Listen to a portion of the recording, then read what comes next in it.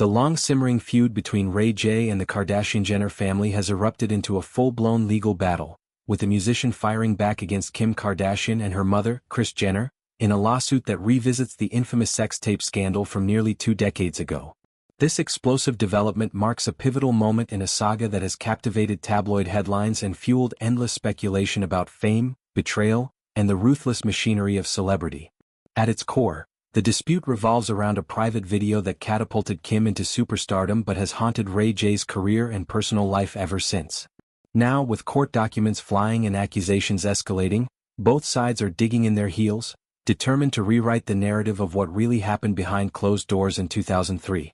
Ray J, whose real name is William Ray Norwood Jr., has long maintained that the release of the tape was not the unauthorized leak that Kim and Kris have publicly portrayed it as. Instead, he alleges it was a calculated business move orchestrated by the duo to launch Kim's career at a time when she was a little-known stylist and socialite friend of Paris Hilton. In his recent filing, Ray J accuses them of perpetuating a false story for over 20 years, claiming that this deception has damaged his reputation and led to years of harassment and threats.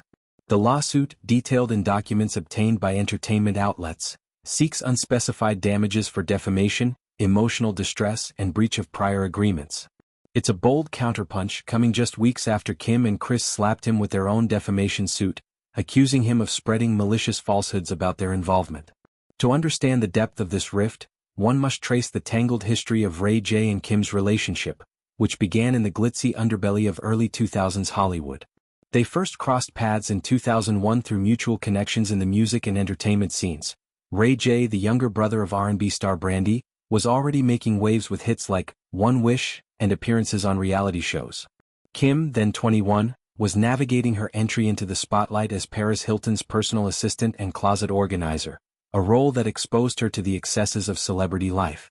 Their romance ignited sporadically, marked by passionate highs and inevitable lows typical of young stars chasing fame.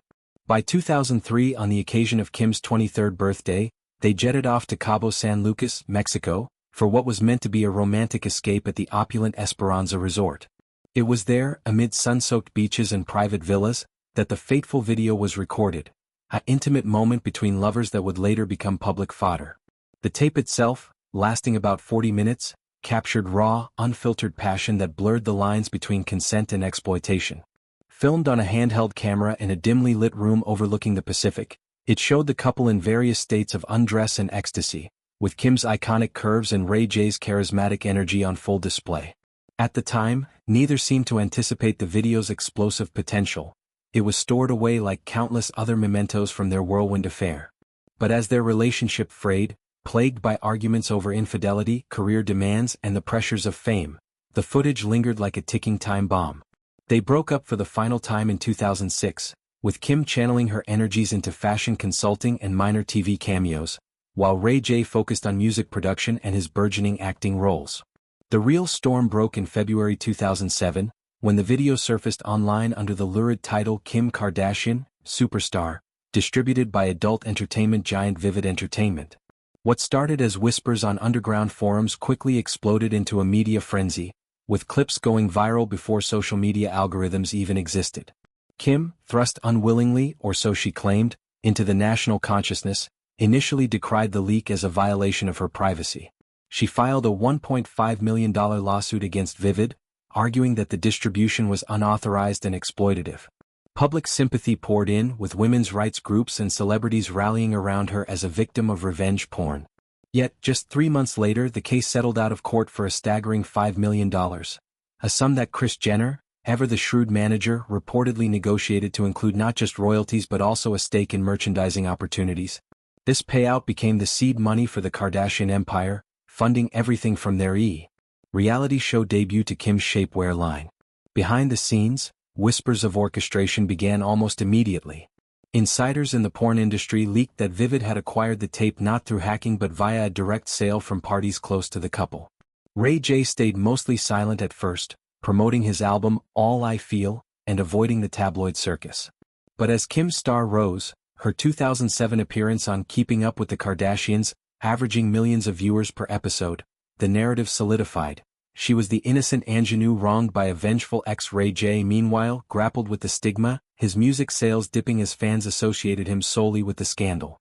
In interviews he hinted at a more collaborative truth, but it wasn't until 2016 that the first major crack appeared in the facade.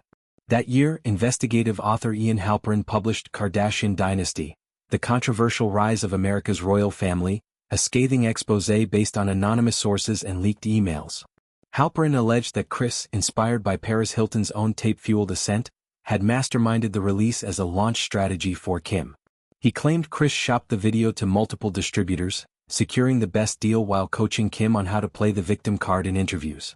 The book painted Kris as a Machiavellian puppet master, willing to sacrifice her daughter's dignity for a shot at immortality. Kim dismissed it as fiction, but the damage was done. Ray J began teasing his side of the story in podcasts, insisting the tape was mutual property and its release a joint decision to capitalize on their notoriety.